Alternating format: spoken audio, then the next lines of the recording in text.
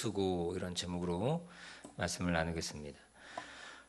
갈라디아서 4장 서두는 그리스도의 속죄 사역으로 인해서 하나님의 아들이란 명분을 얻게 된 하나님의 신분, 하나님 자녀의 신분을 얻게 된 이 갈라디아 교우들이 다시금 어디로 들어가는 겁니까? 율법의 종으로 되돌아가는 그런 모습, 그 어리석음에 대해서 사도 바울이 지적하고 있는 부분입니다. 특히나 그들을 향한 바울의 애끓는 사랑이 느껴지는 게 사실은 이 본문 안에 담겨 있다고 하는 거죠. 우리가 지난 시간에 말씀드렸던 것처럼 바울의 복음 사역을 보면 사실은 전혀 두려움이라고는 찾아볼 수 없는 그런 모습을 우리가 알 수 있습니다. 전혀 자신의 생명을 조금 더 귀한 것으로 여기지 않고 그렇게 복음을 증거하는 그런 바울의 모습을 우리가 알 수 있다고 하는 거죠. 그래서 고린도서 11장에 이 바울의 고난당하는 모습을 우리가 너무 잘 알지 않습니까? 바울이 어떻게 고난 가운데 있었는지, 복음을 전할 때 어떤 고난이 있었는지, 파선도 하고 또 매도 많이 맞고 죽기도 여러 번 그런 위험 가운데 있었고, 동족의 위험, 강의 위험, 강도의 위험, 또 수많은 위험들이 사도 바울의 삶 가운데 계속적으로 따라다니고 있었지만, 그럼에도 불구하고 사도 바울의 모습 가운데는 두려움이라고 없는 거죠. 왜요? 자신의 생명을 내걸고 이걸 내 것이 아니다라고 생각하고 그렇게 열심히 복음을 증거했던 사도 바울의 모습이 있기 때문이라고 하는 것입니다. 그래서 사도행전 20장 24절의 이것을 증명하고 있다라고 하는 거예요. 뭐라고 하느냐? 나의 달려갈 길과 주 예수께 받은 사며 하나님께 받은 이 복음, 이 은혜의 복음을 증언하는 일을 마치려 하면은 자신의 생명을 조금도 귀한 것으로 여기지 않았다. 그렇게 얘기하는 것이 사도 바울의 모습이라고 하는 거죠. 이렇게 복음 앞에서 전혀 두려움이 없는 그런 사도 바울이 유독 우리가 지난 시간에 배웠던 4장 11절에 자신의 수고가 헛되이 될까 그것을 염려하고 두려워하는 바울의 모습을 보게 되는 것입니다. 그래서 복음을 향한 바울의 열정, 영혼을 구하겠다는 바울의 열정이 느껴진다는 것입니다. 여러분 생각해 보십시오. 세상에서 가장 무서운 사람, 두려운 사람이 누구겠습니까? 목숨 걸고 뛰는 사람, 이런 사람이 제일 두렵죠. 바울은 복음을 위하여 목숨을 건 사람이었습니다. 그런 바울에게도 두려움이 있었다라고 하는 거예요. 그래서 11절에 이렇게 말씀합니다. 내가 너희를 위하여 수고한 것이 헛될까 두려워하느라. 바울의 두려움과 바울의 염려는 흔히 우리들이 갖는 세상적 그런 두려움, 세상적인 염려 이런 것들이 아니죠. 우리와는 차원이 다른 그런 두려움과 염려가 그의 마음 가운데 있었다라고 하는 것입니다. 그것은 바로 자신이 심혈을 기울여 전한 복음을 받아들였던 이 갈라디아 교우들이 이 복음, 정말 자유하게 하는 이 복음을 떠나서 그들이 다시 올가매는 그 율법 안에 들어가려고 하는 그들의 모습, 참 자유의 복음을 버리고 율법주의자들, 거짓 선지자들, 거짓 교사들의 가르침에 넘어가는 그들을 향한 염려였다라고 하는 것입니다. 바울은 그것이 너무나도 두려웠던 거죠. 갈라디아 교우들을 향한 이 바울의 뜨거운 사랑을 우리는 본문에서 또 오늘의 본문에서도 지속적으로 그것을 확인할 수 있다고 하는 것입니다. 이런 그들에게 바울은 오늘 본문을 통해서 어떻게 얘기하느냐, 굉장히 강한 어조이면서도 불구하고 따뜻하게 그들에게 다가가는 것들을 보게 됩니다. 12절에 이렇게 말씀합니다. 12절 보면 형제들아 내가 너희와 같이 되었은즉 너희도 나와 같이 되기를 구하노라. 너희가 내게 해롭게 하지 아니하였다. 이렇게 얘기하고 있습니다. 여기서 내가 너희와 같이 되었다는 것을 무엇을 말하고 있는 겁니까? 이것은 우리가 잘 아는 것처럼 바울은 자신이 이방인 갈라디아 교우들을 얻기 위해서, 그들을 전도하기 위해서, 그들을 구원시키기 위해서 그들과 같이 되었음을 얘기해주고 있다고 하는 거예요. 바울의 선교 전략이기도 하죠. 바울의 선교 전략은 무엇입니까? 바울이 복음을 증거할 때는 이방인에게는 이방인과 같이 되었고 또 유대인에게는 유대인과 같이 된 그런 전략을 가지고 한 영혼이라도 얻기 위해서 그렇게 복음을 가지고 나아가는 사도 바울의 모습을 우리가 볼 수 있다고 하는 것입니다. 이것은 바울이 줏대가 없어서가 절대로 아니라고 하는 거예요.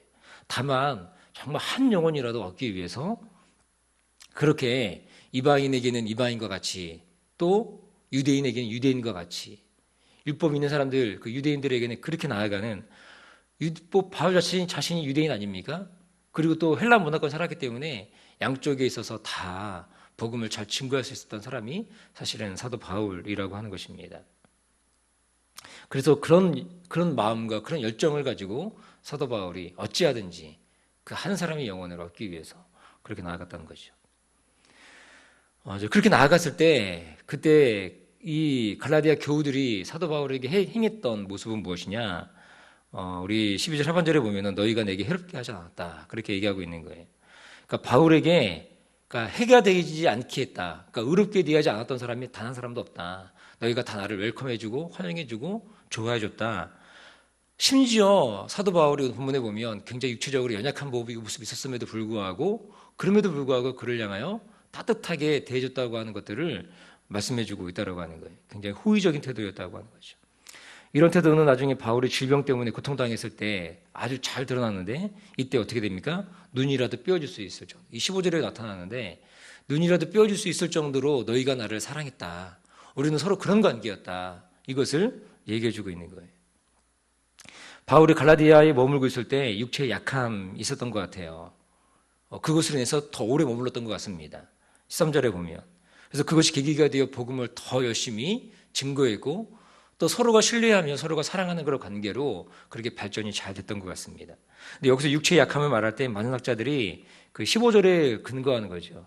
그러니까 눈이라도 뼈주겠다라고 하는 것일 때 눈에 약함이 있었다라고 생각하는 것 같아요. 그래가지고 사도 바울이 알았던 질병이 바로 안질이었다. 또 그렇게 얘기하는 학자들이 있답니다. 그러나 지금 해석은 그렇게 하지 않고 아마도 풍토병이 그 말라리아로 인해서 간질을 앓았을 것이다. 이제 그렇게 생각합니다. 여하튼 바울과 갈라디아 교우들은 이와 같이 서로를 향해서 애틋한 관계, 서로를 향해서 신뢰하고 서로를 사랑하는 그런 관계였다라고 하는. 그런데 오늘 이 관계가 깨어진 거 아닙니까? 왜 그런 거예요? 거짓 교사들에 의한 거짓 가르침, 이 거짓 증거, 이 율법주의자들의 율법으로 인해서 구원받는다라고 하는 그것 때문에 관계가 어려워진 거예요. 그래서 서로 불편한 관계가 되었던 겁니다. 그래서 바울은 처음 맺었던 관계를 상기시키면서 이 관계를 풀어가고자 하는 그런 마음들을 보여주고 있다고 하는 거죠. 그럼에도 바울이 갈라디아 교우들과 관계를 풀어가는 과정은 어떻게 하느냐? 이 진리에 대해서는 추후의 타협도 없는, 절충이 없는 그 모습을 보여주게 된다라고 하는 거예요. 16절부터 17절 말씀을 보면 이렇게 말씀합니다. 그런즉 내가 너희에게 참된 말을 함으로 원수가 되었느냐? 저희가 너희를 대하여 열심내는 것이 좋은 뜻이 아니요 오직 너희를 이간 붙여 너희로 저희를 대하여 열심내게 하려 함이라. 이렇게 말씀하고 있는 거죠. 바울은 그토록 사랑하는 교우들을 향해서 또 돌직구를 날립니다. 따뜻하긴 하지만 그러나 핵심을 찌르고 있는 거예요.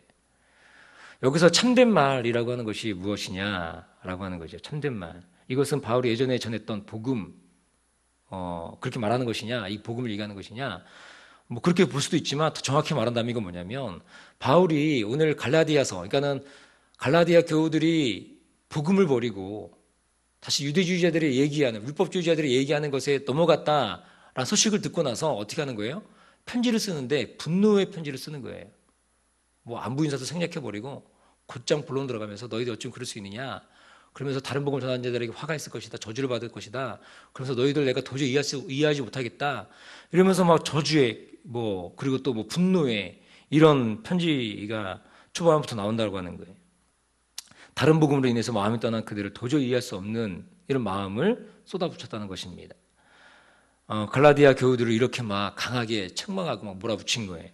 이렇게 강하게 말했던 바울은 오늘 본문에서 그의 마음을 조금씩 누그러뜨리면서 그러나 여전히 강한 어조로 이들을 권면하고 있다라고 하는 거죠.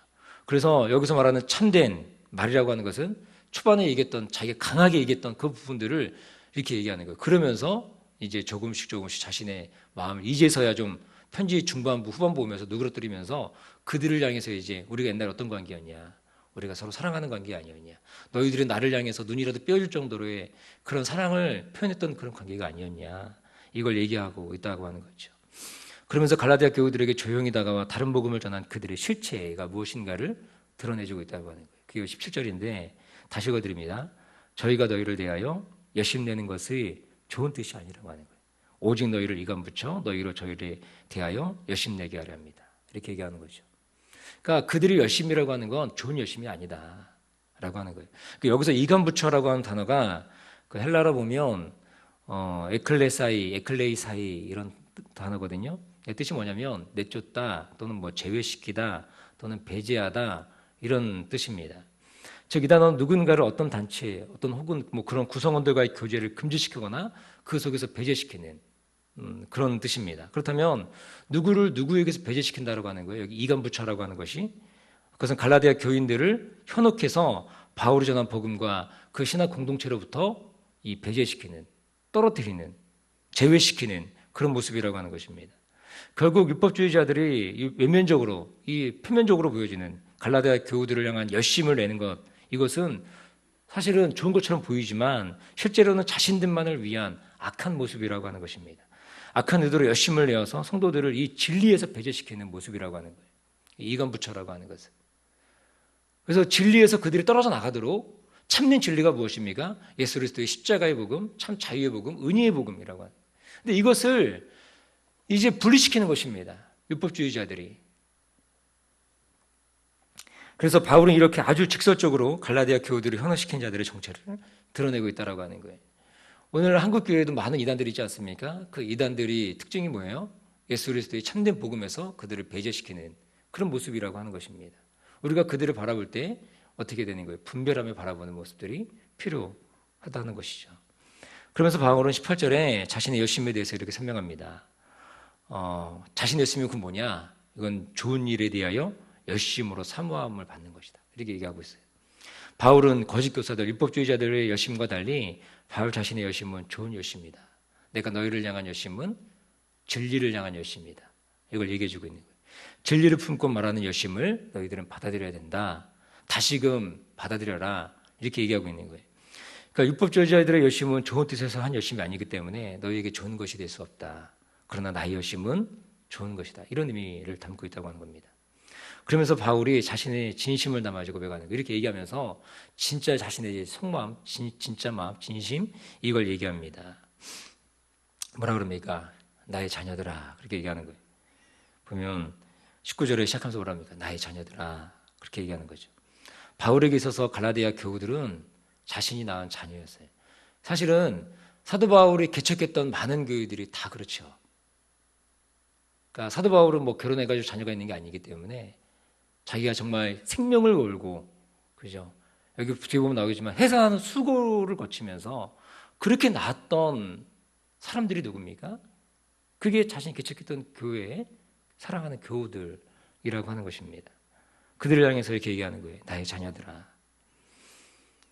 갈라디아 교우들을 자신이 낳은 자녀였다. 그렇게 얘기하는 거죠. 서로가 눈이라도 뼈줄 정도로 서로 사랑하며 신뢰했던 그런 관계였다고 하는 것입니다. 그런 그들을 바울이 포기할 수가 없는 거예요.